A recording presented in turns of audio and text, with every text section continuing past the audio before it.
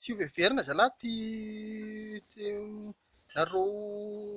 manao photocopie amin'ny zavatra teo na olona zany satria ny original rehetra zany arakaraka zavatra misy mipisipisika daholo dia tsy dia misy mpanoana loatra intsony raha misy fa ny photocopie nefa mahazo seza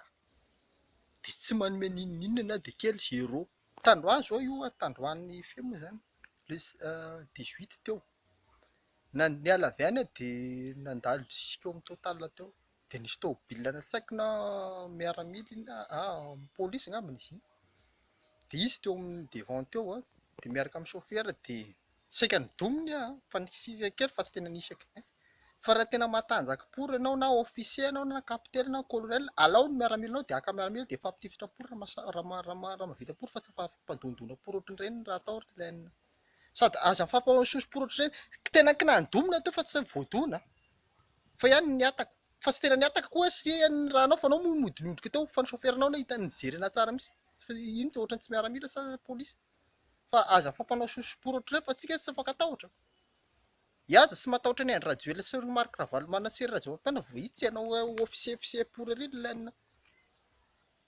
ihany mba fa président teto Madagasikara teto tamin'iny zigzig iny fa ianao mba inona officier misy ianao ny anahy efa nahazo général sa dia efa nahazo président république nahazo mpamparay masina izay izay ny toerana misy anao sy za ka aza mifandrebireby-por ohatran'ireny aza mifampanandrakandana por fa fampanao manina manina por rehefa isy fampanao manina manina mazava-por izay fampanajam-por hoe mba hajaho-por ny toerana misy anay fa tsisy nanambanimbany miondrikondrika tsara izy taraha tômôbila tao nefa ohatran'ny kina ataoko tsy haiko hoe hiraky nareo aveza manao an'ireny fa tsisy matahotra anao na filoham-pirenena na officier anao na tsisy matahotra anao mihitsy eo samy officier ity samy filoham-pirenena ity mazava izay